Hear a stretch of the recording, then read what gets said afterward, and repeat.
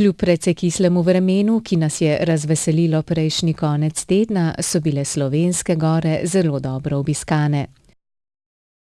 Vsi planinci in goreljubci, ki so zavili v eno izmed 10 izbranih planinskih koč, pa so bili priča malce nenavadni postrežbi.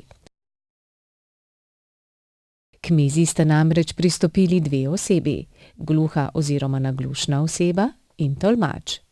Med Mednarodnim tednom gluhih je prvič nekoliko drugače potekala akcija zbliževanja ljudi in razblinjanja stereotipov, ki sta jo organizirala Odbor planinstva za invalide in Planinska zveza Slovenije. Z gluhim snemalcem Gorazdom sva obiskala planinski dom na Zelenici.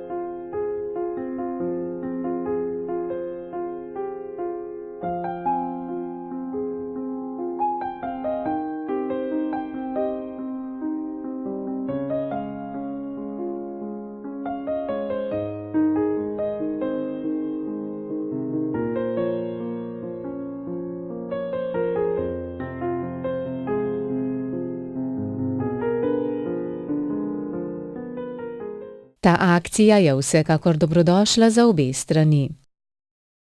Gluhim in naglušnim omogoča neposredno vključevanje v družbo, slišečim pa seznanjanje z nekaterimi veščinami sporazumevanja v znakovnem jeziku.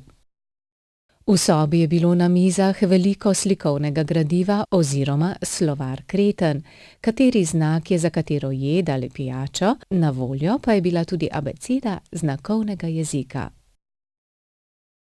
No, prišlo je tudi do zmede med štruklji in štrudlji, vendar se je z dobro voljo vse rešilo. Posebna pa je bila tudi tehnika naročanja in plačevanja.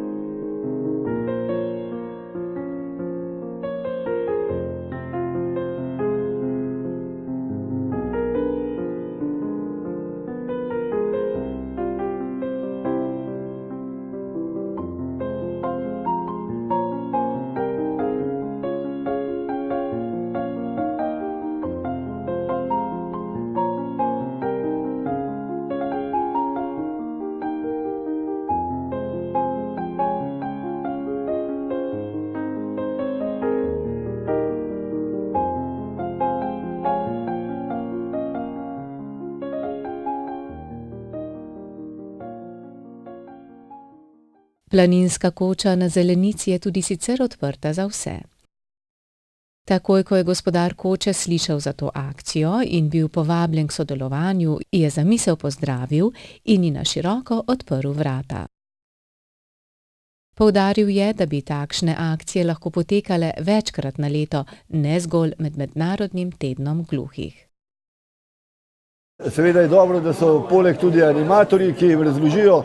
Vsak obiskovalec se tudi z veseljem nauči kakšne nove kretnje, tako da Laško pivo znajo že vsi pokazati, kako se naroči. Zelo dobrodošlo je bilo sprejeto v tem prostoru. Je pa res, da to je planinska koča, planinsko okolje, tudi drugačni ljudje hodijo, bolj strpni, boljše volje in tako naprej.